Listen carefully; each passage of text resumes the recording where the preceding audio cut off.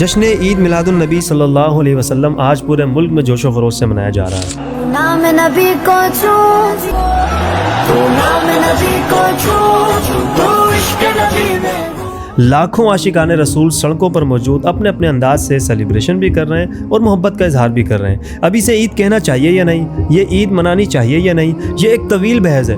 میں نہیں سمجھتا کہ آج کے اس دور میں ہمیں اس مسئلے پہ بھی کوئی بحث کرنی چاہیے۔ سوشل میڈیا کا دور ہے، ہر چیز کھلی کتاب کی طرح واضح ہے۔ اگر کوئی شخص دین حق کی تلاش میں نکلے تو اس جدید دور کا فائدہ اٹھاتے ہوئے وہ بآسانی دین حق کو تلاش کر سکتا ہے۔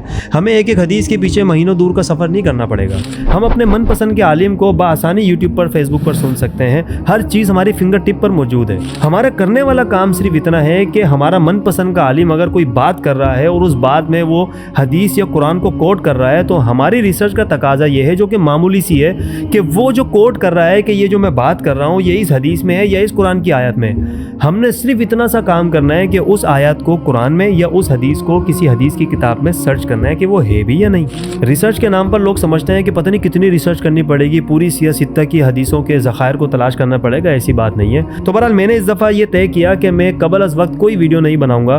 میں 12 ربیع الاول کو پریکٹیکلی جلسہ و جلوس میں شریک ہو کر لوگوں کو نوٹس کروں گا کہ کون کتنے عقیدت اور احترام کے ساتھ آیا ہے اور کون ان عقیدت اور احترام کے نام پر خرافات مچا رہا ہے،